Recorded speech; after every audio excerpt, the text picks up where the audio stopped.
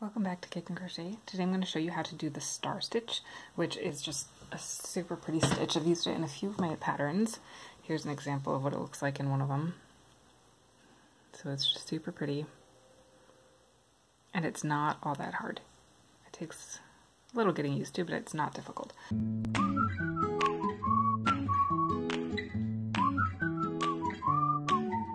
So, today I'm starting, this is just a row of single crochet, and you can do this with any odd number of stitches, so it doesn't really matter how many. I'm going to start with a turn chain of 2, and this one does not count as a stitch. Now, the first star stitch is always a little bit weird. I need to go through the second chain from my hook, the front loop only, and pull up a loop. And then I'm going to do the same thing through the back loop only, and pull up a loop. Now I'm going to pull up a loop in the base of that stitch, and each of the next 2 stitches. So I should have 6 loops on my hook. Now I'll pull through all of them and close it with a chain stitch. So this is my first star. Now this hole in the middle here I call the eye of the star, and then this loop here is also important. I call that the last loop of the star. So I'm going to insert my hook in the eye of the star and pull up a loop. Now I'll insert my hook in the last loop of the star and pull up another loop.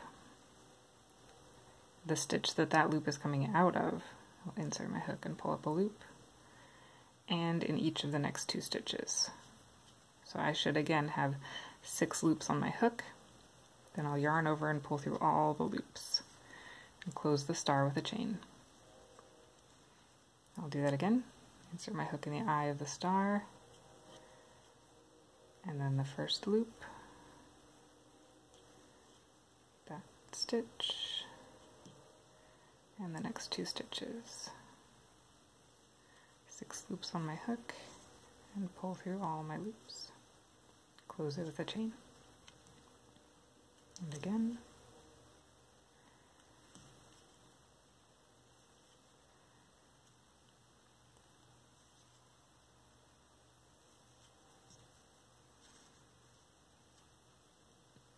Eye of the hook, eye of the star, last loop of the star, base of that loop, and the next 2 stitches.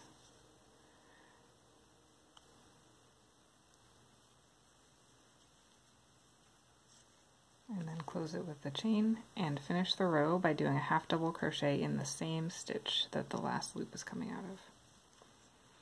So I started with 11 stitches, so I'll have 5 stars, and then my turn chain and my half double crochet.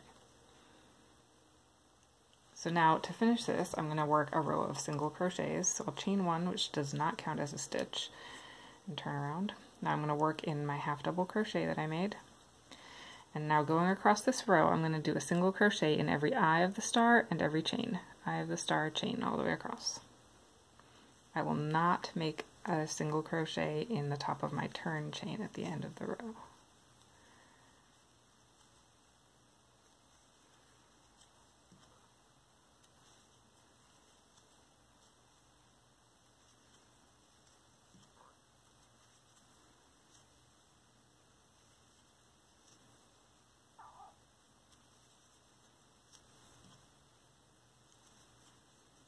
So now you you should have 11 stitches again. 1, 2, 3, 4, 5, 6, 7, 8, 9, 10, 11. That's good. We're not gaining or losing any. And now if you look back on the front side, I'm going to chain 2. Now you can see that those single crochets going through the eye of the star actually add loops to the star, so it makes it just more full than the star stitch by itself. So the single crochet row is really kind of an important part of the star stitch, so don't leave it out. Okay, in one of my patterns I tell you to do a small star, and a small star, this is when I work it in the round in that pattern I just showed you. So I go around here, and these ones are small star stitches. So when I do the small star stitch, I start the same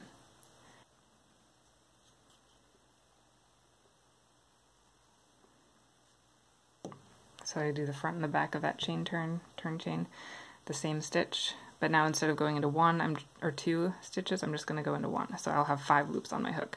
So it's a smaller star. That's what I call the small star stitch.